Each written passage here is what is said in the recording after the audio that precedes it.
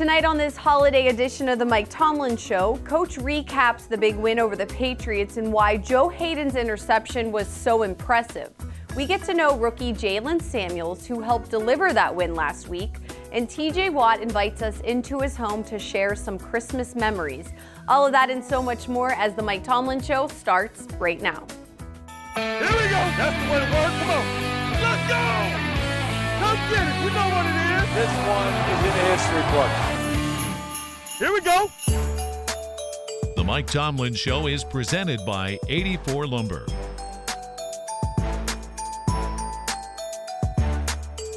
Hello and welcome to this holiday edition of the Mike Tomlin Show. I'm Missy Matthews. With the win over the Patriots last week, it may have felt like Christmas came early for the Steelers, but there's still work to be done to lock up the AFC North Division. Riding a 3-game losing streak, Coach Tomlin knew that he needed a total team effort last Sunday to turn the tide on the fate of their season. As the 12th man on defense, Steelers Nation heeded the call, creating a playoff atmosphere at Heinz Field. Ramon Foster and Cam Hayward both gave credence to the crowd of 65,000 plus for affecting New England's communication. But let's send it over to Bob Pompiani, who's with Coach Tomlin, to talk about his strategy on the field that led to the biggest win of the season so far. Bob? Missy, thanks very much. And what a week it was as the Steelers pull out a win, and a big one, 17-10 over the New England Patriots. Coach Mike Tomlin is here, and Coach, let's begin at the beginning. You changed things up, starting with no individual player introductions, and then winning the coin toss and taking the ball. Just explain those decisions, because they kind of deviated from the norm. Yeah, you know, probably my personal preference every week is to introduce ourselves as a unit or as a team. We realize that the introductions, though, is part of the entertainment value or the fan experience. So that's why we essentially do the introductions in an individual way. We just felt like we were at the point in the journey where team effort was required, and we wanted to show respect to that with the introduction. And it was really no more complex than that. In terms of taking the ball, you know, we just weren't interested in giving Tom Brady the ball under any circumstances. We like to pretend like the second half wasn't going to happen, you know, and we were just taking the ball. You don't want to give him the ball. We took the ball. And it was really just as simple as that. It was interesting that there were some guys you wouldn't have expected who were contributors right off the bat, specifically Eli Rogers out of nowhere hasn't played. Yeah, you know, Eli's obviously been a part of us for a number of years.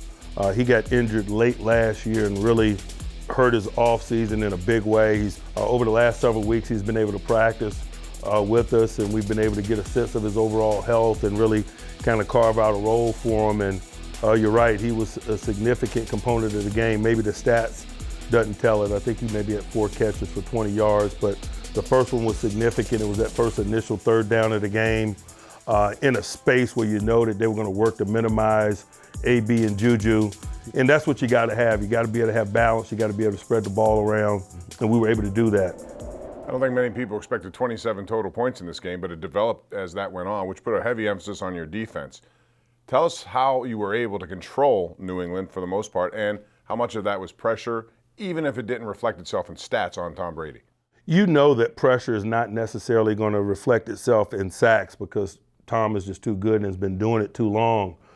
It reflects itself in throwaways and knockdowns and incompletions that are off the mark because of pressure and accuracy related things. And so I was really pleased with the amount of pressure that we was able to put on him. Didn't necessarily reflect itself in sacks, but it did produce some game-changing plays. It did cause some incompletions on possession downs. It did cause a significant interception by Joe Hayden in the red zone. How did he know how to toe tap like that? I mean, he got both. I thought when I first saw it, there's no way he got his feet down. Has he been spending time with Antonio Brown, or how does that happen? That was a tremendous play. You know, to be honest, I didn't think he was going to have any problem getting his feet down. But when Gronk caught him and started to carry him out of bounds, that's when my concern got heightened.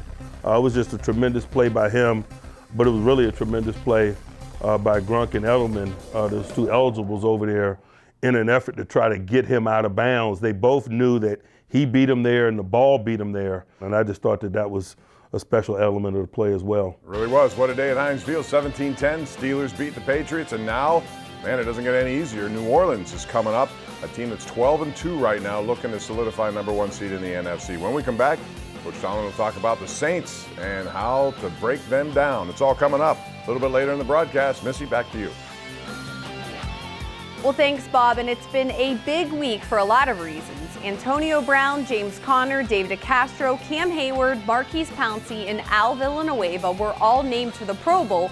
And of course, Joe Hayden was named the AFC Defensive Player of the Week for his performance against the Patriots. Coming up next, rookie Jaylen Samuels ran 19 times for 142 yards against the Patriots. It was the biggest workload of his career.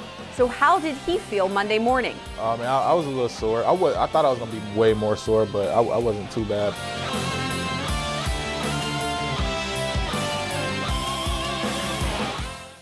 The Steelers' official mobile app brings your game day experience to a whole new level. The app features a new game center full of stats, drive charts, and video highlights. Following the game, watch live press conferences and video interviews. Download the Steelers' official mobile app for free today.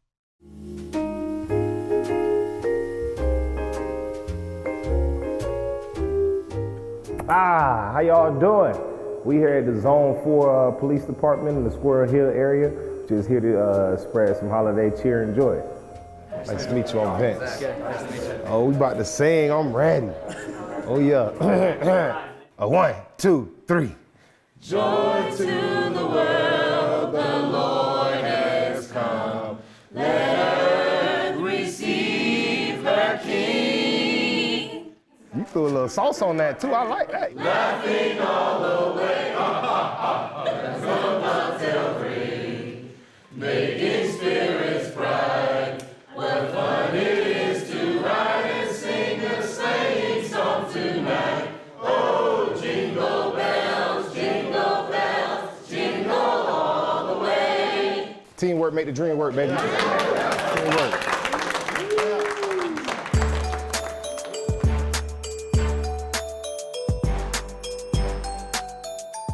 It certainly was a coming out party for rookie Jaylen Samuels last week against the Patriots. The 2018 fifth-round pick out of North Carolina State exploded for 142 yards on the ground against New England, the most prolific day by a Steelers running back against the Patriots ever. Being labeled a gadget player his entire career, I had to ask him, does he feel like a true running back now? I mean, I definitely see myself as a true running back now, but a running back who can also, be able to catch out of the backfield. So, definitely got a lot of traits to come with, with my job. So I definitely see myself as a true runner. How do you describe your running style? My running style, I describe it like, real patience, finding the holes, letting the blockers get out in front, making their blocks, and then just trying to make a read off their block and just getting up north and getting, making guys miss. So I feel like, my running style is very patient and then bursting out of it. You told me right after you were drafted by the Steelers, the first time you felt like you were a true running back and just were among just running backs was actually at the Senior Bowl. Yeah. So how much have you grown since that time? It hasn't even been a year yet. Yeah, I've definitely grown a lot, just working with Coach Sachs and the running backs all year, just learning different, techniques, how to run the ball, where to put the ball in the right spots. Me as a runner, I definitely have, improved a lot, since the Senior Bowl, because Senior Bowl was like really my first action as true running back. But now that I got a lot of exposure in game time, exposure, I feel real comfortable.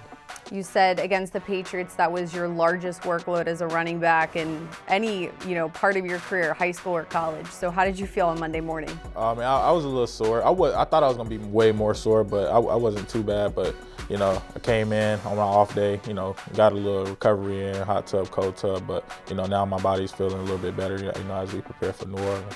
As you said, you were filling in for James Conner against Oakland and then against New England. Did he give you any advice before you got your first two starts? I mean, yeah, definitely. Just told me to go in there and just do what I do. Don't really be, all tied up, 'cause that's when you start messing up. So, when we played New England last week, he told me he wanted to see me, really get, into the run game and not really too much into the passing, because he knew what I can do in the passing game. So he wanted to see me, become a true runner, and I tried to show him that night. What was the difference then from Oakland to New England? We were just executing. Everybody was executing, not just me, but the O-line. The O-line played a huge part in, my run success. So, they was getting on their guys, blocking, and I was also setting up, the blocks and making guys miss. So that was a huge, reason why we won. How tall of a task is this against the Saints run defense that is the best in the league? Oh, it's a huge task. We know it's going to be a huge, performance, by them this Sunday. So, we got to come out ready, well prepared, and just be on our P's and Q's and, just make plays and go out there and play with each other. There's plenty more coming up on the Mike Tomlin Show. Up next, we get a scouting report on the New Orleans Saints. Don't go anywhere. Let's go. This fall, we're hosting a few get-togethers at Heinz Field. Touchdown, Antonio Brown. How did he do that? Here's a big rush, and that is Cam Hayward with yet another. Come on by and join 68,000 of your closest friends. Touchdown, Juju Smith-Schuster. The Steelers win the football game, and what a game. For ticket information, visit Steelers.com.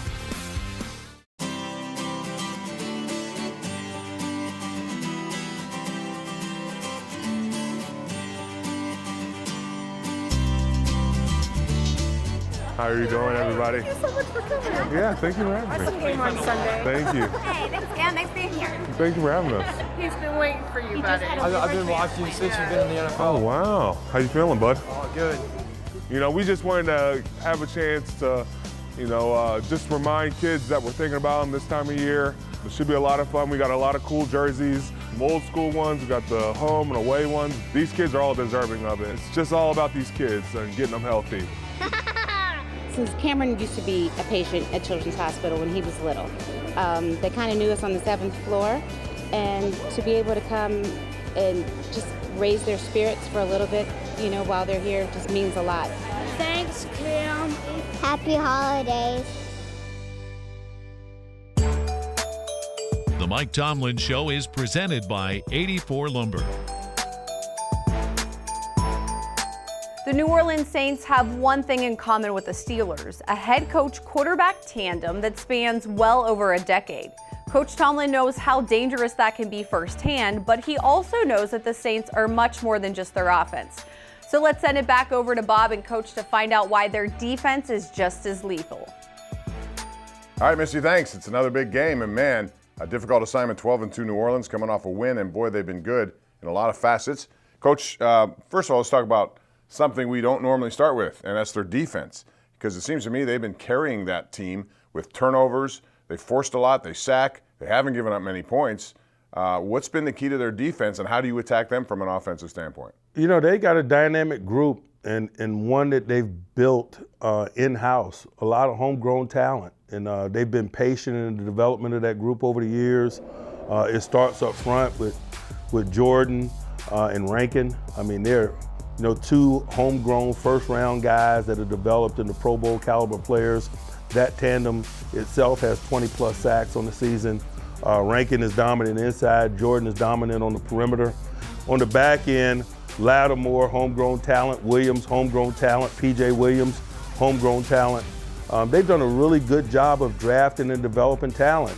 And then they've supplemented it with some veteran guys, maybe at the linebacker level, like Davis, who's been around. We played against him in New York and in Cleveland.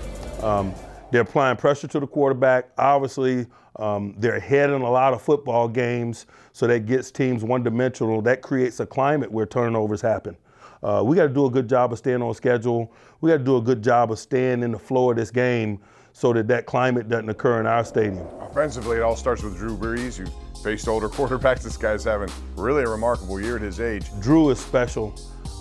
His relationship with Coach Payton is special. Their continuity is special. It allows them to do a myriad of things. It allows them to adapt in game. They're able to call on their shared experiences from the past and the ways to attack present day issues. You see that. You see them change gears during the course of the game. You see them change pace during the course of the game. They utilize a variety of personnel groups and have specialty packages and people. But the things that are constant are Coach Payton, Drew Brees, number 13, Michael Thomas, 41, Kamara. And and we got to deal with the other moving, interchangeable parts and paces. What makes it so difficult to play down there? Crowd noise, and it starts there. Their home crowd and the relationship that they have with their home crowd is a special one. Their following is exceptional, a wild environment, and that just is a tip of the cap to their fan. It's Bourbon Street. What else would you expect, right? Yeah, it's easy to get it up in New Orleans. Canal, bourbon, and they do. It's Mardi Gras all the time down there, and the Steelers are going to try to dampen the party on Sunday, 4:25 on KDK TV. Missy, we'll be back at the end with some Christmas wishes. Back to you. Thanks, Bob, but we'll be keeping this party going here with an incredibly fun video later on that you do not want to miss. And up next, linebacker TJ Watt invites us into his home for some Christmas memories. I also compete with my family because I always decorate the best. If he could decorate in June for Christmas, he would be decorating he'd have his tree up and everything. The league considers rule changes annually. We want to keep the game competitively fair, and we just want to make the game as safe as we can make it. Recently, we expanded the horse collar tackle rule to not only include inside the collar, but outside the collar. Guys were being injured, so we expanded that rule. You talk to the players about why the rule is being changed, but then you also talk to your coaches about how it might change our instruction. You know, the game is evolving, and it's evolving for the better. When you play the Saints and Drew Brees, you have to be ready for a shootout. Willie Parker had not only one, but two runs, what we would call super splash plays. And when you have that, you're on your way to becoming an inaugural member of the 200 Club, and that was his first 200 rushing yard day. So that was just a great offensive game. And yeah, New Orleans has their weapons, but so do the Steelers.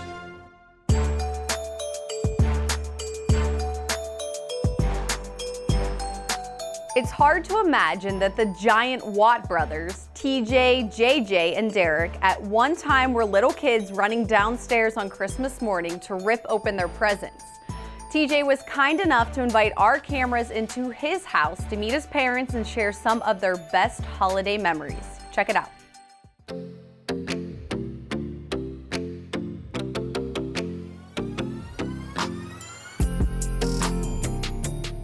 Well, Christmas morning was never quite one set time. It was always between the three of them. One would always wake up super early, or the other one, and then everything would get all messed up. So we'd always have to try to keep them in their room somehow so that they could all come down at once and start to open presents at once. But it wasn't easy because they were definitely, if we kept them in there too long, they'd get to squabbling with each other, and pretty soon they'd be fighting over who was going to get down first. So John's a firefighter paramedic. He'd work 24-hour shifts. So they would have to wait till he came home. And sometimes he would stay in longer so the guys with even younger kids could stay home and let them open presents. I mean, any holiday that involves eating is a favorite of the Watt household, that's for sure. But for TJ, he seems to take a particular liking to it. I just love Christmas, I really do. The coziness, the family vibe that it gives off. Anytime you can decorate and have the house feel cozy when you come home. My girlfriend helped me put up my tree this year, so I also compete with my family because I always decorate the best. If he could decorate in June for Christmas, he would be decorating he'd have his tree up and everything. I'm always the first to decorate. There's some days in college where I was decorating right after Halloween. It got bad. In the Watt household, Christmas Vacation is one of our favorite movies. The kids like to sit down and watch it every year, and we sit down with them and watch it.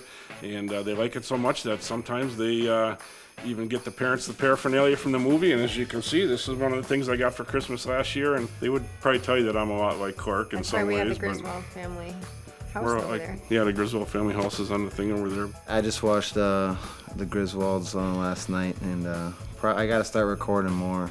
But I try to have them all recorded so when everyone comes over, they can just pick out whatever movie they want to watch. What was the name of that movie? It was Jingle All the Way. Jingle All the Way, that's it. It's Jingle All the Way with Arnold Schwarzenegger. My brothers and I are goofy, and we always quote all the lines. You got cookies. Yeah. Your wife's cookies are out of this world. Who told you you can eat my cookies? Dad, put that cookie down. Put that cookie down now!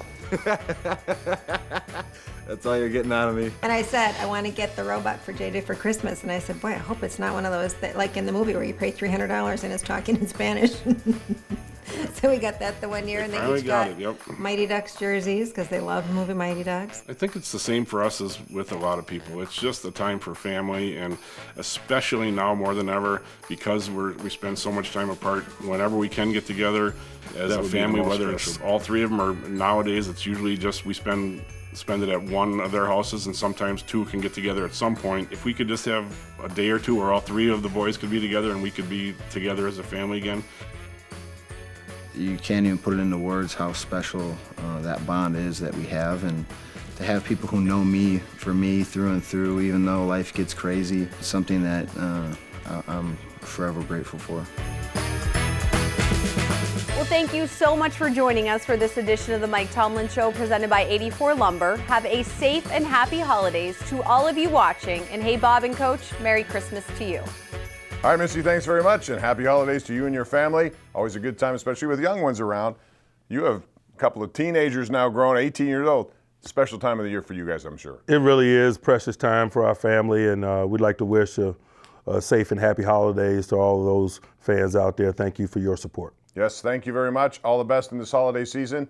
Steelers hope to give you another win this week, like they did last week, and that's going to do it for our show. So for Missy Matthews, head coach Mike Tomlin, I'm Bob Pompiani. We leave you now with a Steelers version, you're going to love this, of Jingle Bells. Merry Christmas, everyone.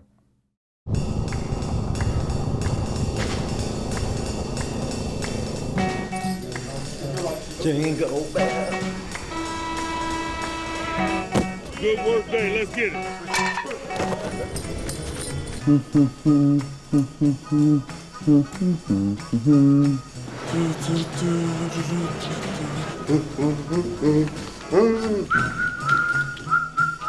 Jingle all the way. Yeah. Oh, what fun it is to ride on a one-horse open sleigh. It is fun, although I've never done it, but I've been on horses.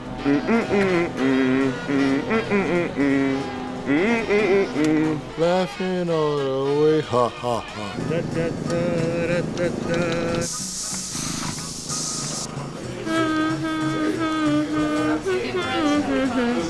Jingle bells, jingle all the way. Oh, what fun it is to ride in a one-horse open sleigh. Bum, bum, bum, bum, bum. Ba-da-dum, bum, bum, bum, bum. Laughing all the way, ha ha ha.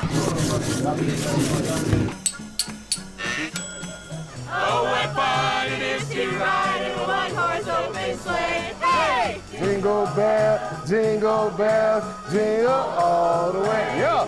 Oh, what fun it is to ride a one-horse open sleigh. Hey.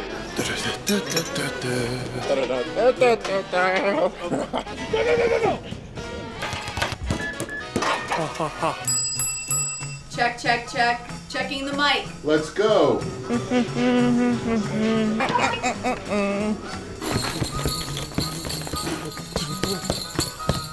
Oh, what fun it is to ride in a one-horse open sleigh.